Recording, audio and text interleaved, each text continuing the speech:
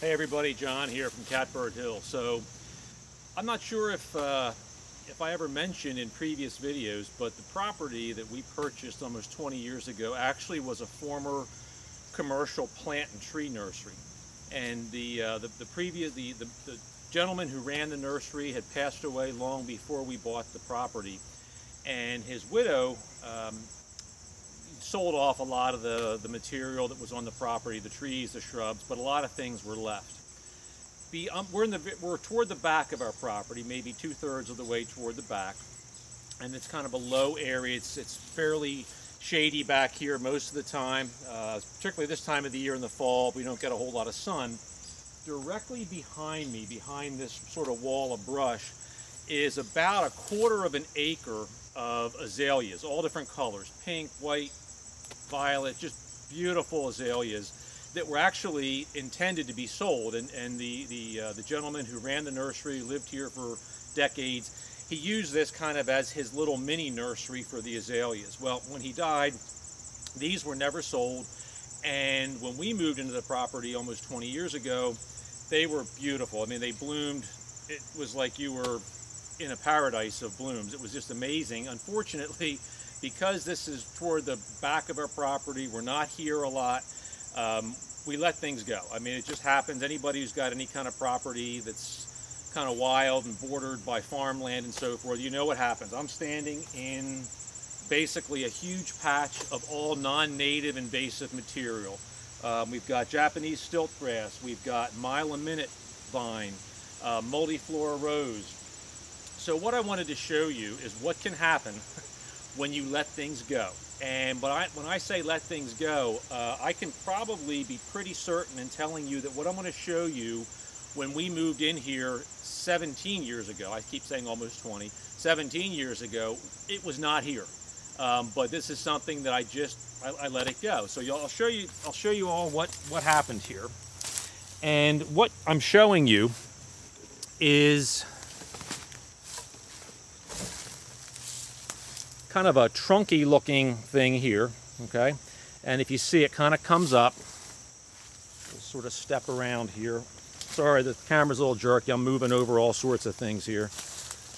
And what we've got is this trunk, which is probably 5 to 6 inches in diameter, is actually winding its way around what was a tree limb that broke off and just fell here. It kind of lodged against some of the brush, and it just keeps going, kind of winds its way. You can see it curling there, and ultimately, hopefully the sun is at a good angle here, we can catch this. You can see it sort of thins out, and it's actually climbing. There are now about, oh gosh, 6 smaller vines, sort of barber poling around each other, climbing all the way up and surrounding this huge ash tree here, which is about half dead. I mean, everybody knows the story of ashes here on the East Coast, where the emerald ash borer has basically wiped them out. But essentially, this ash tree is serving as a lattice or a holding point for Oriental Bittersweet. It is just an absolutely nasty vine that we have growing all over here in southeastern Pennsylvania. I'm going to pull down a little bit of it, a younger branch, and you can kind of see what it looks like. The leaves are, I don't know how people would describe that leaf. It's almost somewhat round. The stem, the mature stem, is kind of a medium gray-brown, but this is what it becomes. And you see my hand right there. That's what it becomes if you let it go. So what we're going to do today is show you how we deal with this. We're actually going to fire up a chainsaw. I'm going to cut all this stuff away, and we're going to get back to, I'm going to clear this away here. We're going to get back to the stump area where it's actually coming out of the ground. I think you might be able to see it a little bit better over here. Yeah. Right there, it's actually coming out of the ground. You can see it here. It's wrapped around. It's actually like almost like a big U, like a snake. We're going to cut that and then we're gonna treat it with an herbicide. I'll tell you how we do that, and I'll show you how it's done to make sure that this thing never grows back. But this is what happens when you let stuff go. You know, you start getting these unbelievable vines, and they're woody, they're tough. They will literally pull a tree down. We've seen that happen too. So what we're going to do is we're going to start by clearing away some of the upper material here. And I'm actually going to be cutting out this this old fallen branch. So I'm going to position you guys back a little bit at a safe point here. I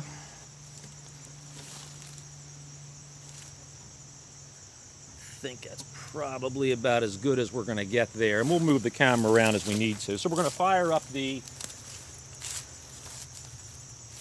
Husqvarna 346. As you know before in other videos, this is my go-to saw for just about all kinds of odd jobs. It's lightweight, it's extremely powerful. And we're just going to be really careful here. We're on a fairly steep slope, so we're going to take our time and just nibble away a little bit. I want to make sure I've got plenty of space to work. There's actually a native shrub here that I'm probably going to cut down. It's a spice bush, but we have so many of them, it's not going to be missed.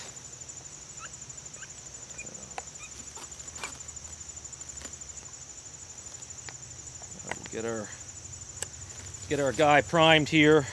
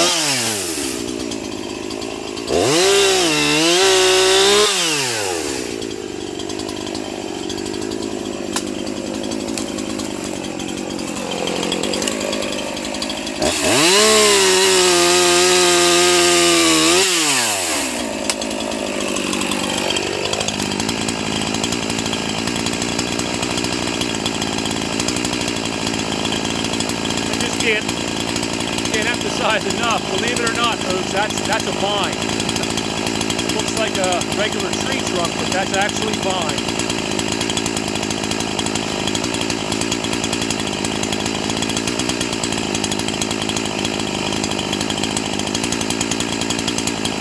Another thing we got to deal with here is multi-floor rows, which I'm cutting right now.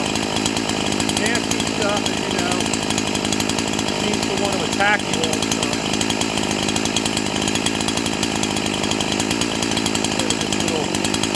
White foot here. Get it out of the way.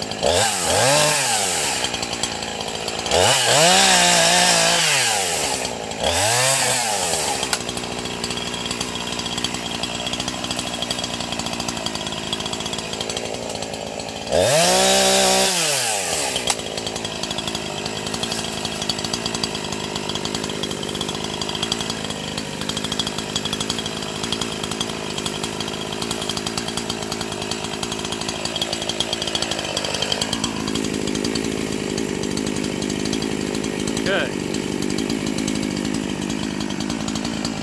Try to set this up a little bit better here so you can see what's going on.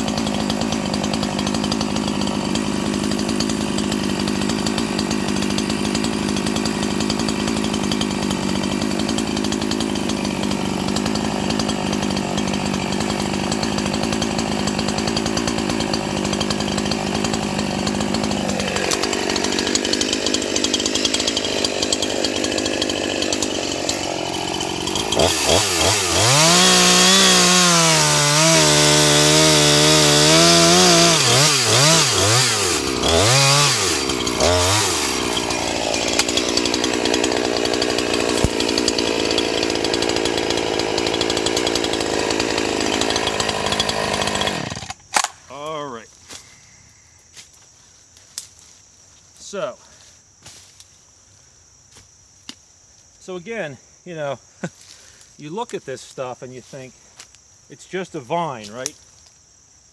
Well, it started out as just a vine probably 15 years ago. And then you end up with something that looks like this. So we've got to cut a fresh cut piece here. Now this is what we do for anything that we're trying to remove invasive material. And trust me, this is not the first time that I've been cutting stuff like this. I've done wild grape, believe it or not. We've actually had poison ivy vines that are this big, if not bigger. So what you want to do, you always deal with this as soon as you cut it. Even if you wait an hour or so, it's not going to be as effective. What I have here is a mixture of 50% glyphosate. So this is basically the concentrate that's used in Roundup. It's available in generic form from farm supply places. I think I got this at Tractor Supply. I believe this is RM43 or RM46, can't remember which one. But basically what you want to do is dilute it 50% in a spray bottle, and then you just want to coat the surface of this. All right. Now notice what I did. I coated it and I made sure that the perimeter, the edge of the stump, is totally saturated. That's where the circulatory system for all plants is located. So if you just put some in the center, it's not going to deal with it. You want to make sure that you really saturate that outer edge and kind of make sure you get enough on there so that you see it dripping down. Then you're done. I've never had this not work. We've killed larger material that we didn't want with the same treatment. So 50% glyphosate. I know some people out there say use full strength glyphosate. When I was doing my horticultural degrees and landscape degrees, the research just really doesn't support it. 50% is really all you need. It's going to save you some money because that stuff is not cheap. All right. So anyhow, that's, as my wife would like to say, a little bit of light gardening here on Catbird Hill. So what I'm going to do is take you down here. Again, pardon the herky-jerky. We'll try to get through what we cut down without hanging it ourselves up. So what we can see now is, now I'm down about maybe 10 feet or so from where I was cutting that. This is actually the area that I was referring to. Believe it or not, underneath of all of this are azaleas, and I'll show you where we've uncovered them. Here's a really pretty one here. This is just a nice one. You know, again, back where this is located, we really haven't spent the time back here. We need to. Half of this grove is covered with wild cucumber, mile-a-minute vine, and anybody who does not know what mile-a-minute vine looks like, I'm happy to show you. Okay, it's this stuff right here. It's a very, very nasty vine. I don't know if you can see, the camera might not show this up, but it has very sharp barbs along the stem here, which will cut you. I mean, you will bleed if you move your hand the wrong way on those barbs. That's how it attaches itself to other plant material. It makes these bundles of green berries, which, let me see if I can find some here. When they turn blue, you kind of lost the battle. Yeah, we got some here. And by that I mean, here's some of these berries that have turned blue. Hopefully you can see that. That's a mature berry. That's the fruit. That's what will drop to the ground and form, guess what? More vines next year. So you definitely need to remove this stuff before the berries turn blue. You can see we're just on the edge of it happening. You know, this is, let's see, we're coming up on the end of the third, actually starting the 4th week of September. So yeah, usually by now is when things are starting to turn, and obviously temperature, sun exposure affects how fast those things happen, how fast the berries can mature. But you want to get this stuff out. If you see those, if you have mile-a-minute vine and you see those berries turning blue, you definitely want to get that stuff out of there. It's an annual, which means, you know, it'll die. It's not hardy. Once the plant is done making its fruit and dropping the fruit and having the birds eat the fruit, once it gets cold enough, it just dies and it goes, and that plant's done until those berries and seeds germinate again, and then it multiplies. So you really have to stay on top of it. So I just wanted to do a video today, something a little bit different than what we've done before, showing you kind of the normal stuff that we deal with here on Catbird Hill. You know, this is a property that when we bought it, it was very, very raw. It still feels raw to us in some ways, but it's gotten a lot better. But that's the kind of stuff you really have to stay on top of. I mean, if I had been on my game as I should have been years ago, I would have gotten that vine when it was probably an inch thick, and you know, wouldn't have had to go through all that mess to do it. But thanks again for watching. Please continue to leave comments about what kind of things you'd like to see on the channel. Thanks again. If you haven't subscribed, please do so. Thanks for those who have subscribed. Make sure you hit the bell icon and click all, so that when we do upload new videos, you know. Please share these videos with your friends. Thanks again for watching. John here from Catbird Hill. Take care.